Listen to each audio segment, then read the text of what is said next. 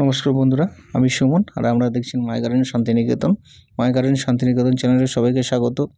আমাদের শীতের মরশুমে যে সমস্ত সিজন চারাগুলি রোপণ করব, তার জন্য যে বিশেষ অর্থাৎ খাবার তৈরি মাটি তৈরি করতে হয়, সে মাটিটা কিন্তু আমরা আজকে তৈরি করে নেব এবং কীভাবে তৈরি করব সেটা আপনাদের পুরো প্রসেসটা আমি দেখাবো এবং কি কি খাবার দেবো মাটিতে এবং খাবার দিলে এই গাছ ভালো করে বৃদ্ধি পাবে এবং একবার খাবার দেওয়ার পর গাছকে প্রতিস্থাপন করে নেব।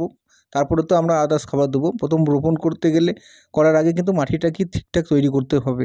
তাই প্রথম কথা হচ্ছে এই মাটিটা তৈরি করতে গেলে আমাদের যে খাবারটি দেবো সেটা হচ্ছে মিক্স খাবার, যেটা হচ্ছে শিংকুচু, নিম খোল, বাদাম খোল, হাড় গুঁড়ো এবং কিছুটা সুপার ফসফেট এবং লেদার মিল এবং অনুখাদ্য, এই মিক্সে তৈরি করে আমরা খাবারটা তৈরি করে নিয়েছি এবং এই খাবারটি আমরা মাটিতে দেবো এবং মাটিতে দিলে সমস্ত গাছ, অর্থাৎ শীতের যে সমস্ত সিজন ফ্লাওয়ারগুলো আছে, এটি বলে ডালিয়া বলুন, পিটুনিয়া বলুন, ইনকা বলুন, গাঁদা, ইনকা, ভারবিনা, ভেনেস্তা, সমস্ত রকম গাছ কিন্তু আমরা এখান থেকে এই মাটি থেকেই লাগাতে পারবো।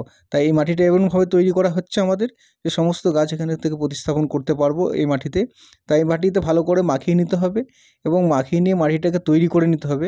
তার সঙ্গে একটু ফাঙ্গিসাইড পাউডার দিয়ে দিতে হবে, তাতে ফাঙ্গাস আক্রান্ত হবে না এবং মাটিটা খুব ভালো করে মাখিয়ে নিয়ে কিছুদিন রাখার পর কিন্তু গাছটাকে আমাদের প্রতিস্থাপন করতে হবে। তাহলে কী হবে, মাটির সঙ্গে যে মিক্স একটা হয়ে যাবে এবং তার সঙ্গে সঙ্গে মাটিগুলো শুধু লক্ষ্য রাখতে হবে যে খুব গুঁড়ো যেন না হয়ে যায় এবং খুব মোটা যেন না থাকে, মোটামুটি মিডিয়াম টাইপের একদম।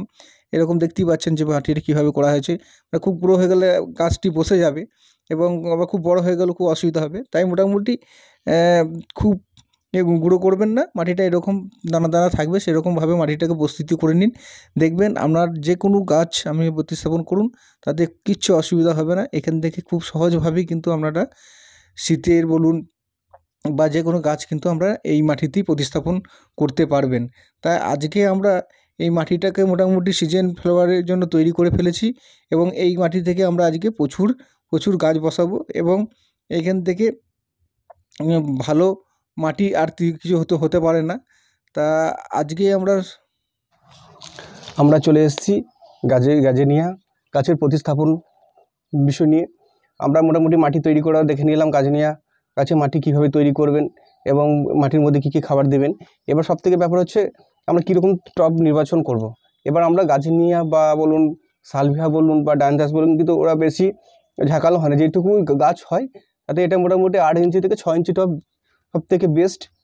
তা আমি এরকম 6 ইঞ্চি টব নির্বাচন করে নিয়েছি। আমি মোটামুটি টবটা আমরা 12 টাকা দাম নিয়েছে। মোটামুটি এরকম টব নির্বাচন করুন এবং সবথেকে কাজ হচ্ছে আপনারা ড্রেন সিস্টেমটা তৈরি করে নেবেন। ড্রেন সিস্টেমটা কীভাবে তৈরি করবেন, শীতের যে সমস্ত গাছগুলি লাগাবেন মোটামুটি আপনারা খোলাঙ্কুচি বলুন বা ঘেঁষে বলুন বা কিছুটা দেওয়ার পর একটা বালি দিয়ে হালকা করে ড্রেনটা তৈরি করে নেবেন। দেখবেন জল আমরা বেশি হয়ে গেলেই নিচের দিক থেকে বেরিয়ে চলে যাবে, ড্রেন সিস্টেম খুব ভালো হবে। এরপর যেটা করতে হবে আপনাদেরকে, চারা মোটামুটি ভালো এরকম চারা, ছোটো চারা নিয়ে আসুন। নিয়ে এসে কিছুদিন আপনারা একটা ওয়েদার থেকে নিয়ে এসে নিজেদের বাড়িতে যখন নিয়ে আসবেন, তখন একটা ওয়েদারে যখন আনবেন তখন কিছুদিন চারাটাকে বালির মধ্যে প্রতিস্থাপন করে রেখে দেবেন। প্রতিস্থাপন বলতে কি, মানে বালির মধ্যে ঢুকিয়ে রেখে দেবেন, বালির ওপরে চারাটাকে বসিয়ে রাখবেন। দেখবেন তলার দিকে দেখবেন রুট এরকম বেরিয়ে যাবে মোটামুটি। তারপর 1 সপ্তাহ পর গাছটাকে লাগান, গাছটা আর কিচ্ছু ক্ষতি হবে না, গাছটা খুব সতেজ থাকবে এবং গাছটি খুব ভালো হবে। এবং যেটা করতে হবে, অনেকে চারা বার করার প্রসেসটা জানেন না, চারা প্রসেসটা বার করছে এরকম করে হাতে করে ঠুকে দেবেন। ঠুকে দিলে হবে না, শুধুমাত্র চারা এই দিকটা দেখতে হবে মাটিটা হালকা শুকনো আছে নাকি, সে শুকনো থাকলে তবেই আপনারা চারাটাকে বার করবেন। এমনি করে ঠুকে দিয়ে হালকা করে চারাটাকে বার করে নেবেন এবং দেখুন কিছু রুট কেমন বেরিয়েছে, প্রচুর রুট হয়েছে। এরপর গাছটাকে আপনারা মাঝ বরাবর একটু খাল করে প্রতিস্থাপন করুন।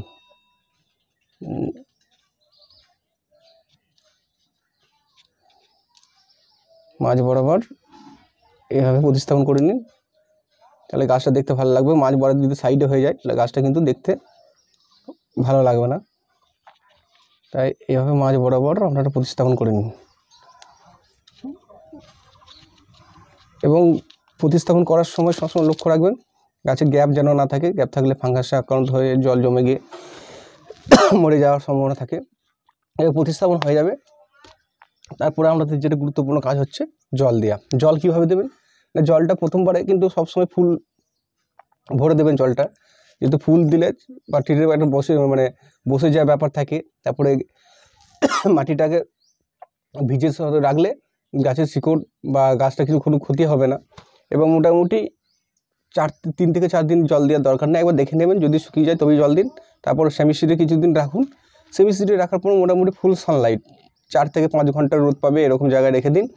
রেখে দিয়ে আপনার যেটা প্রাথমিক কাজ হচ্ছে না, ফাঙ্গিসাইড পাউডার একটা স্প্রে করতে হবে আপনাকে। ফাঙ্গাসে আক্রান্ত হওয়ার সম্ভাবনা থাকতে পারে প্রথম দিকে, তাই আপনারা যে কোনো একটা ফাঙ্গিসাইড পাউডার প্রয়োগ করুন, সাপ ব্যাবিস্টন যে কোনো একটা ফাঙ্গিসাইড পাউডার দিয়ে দিন। তারপরে কিচ্ছু করার দরকার নেই, মোটামুটি এইটুকুই পরিচর্যা পরে প্রতিস্থাপন থেকে বসানো পর্যন্ত। এরপরে পরিচর্যা নিয়ে আমি আবার পরবর্তীকালে আপনার ভিডিওতে নিয়ে আসছি। আপনারা যারা নতুন চ্যানেলটা দেখছেন অবশ্যই সাবস্ক্রাইব করবেন, লাইক কমেন্ট শেয়ার করতে ভুলবেন না। আর নেক্সট ভিডিওর জন্য ওয়েট করুন।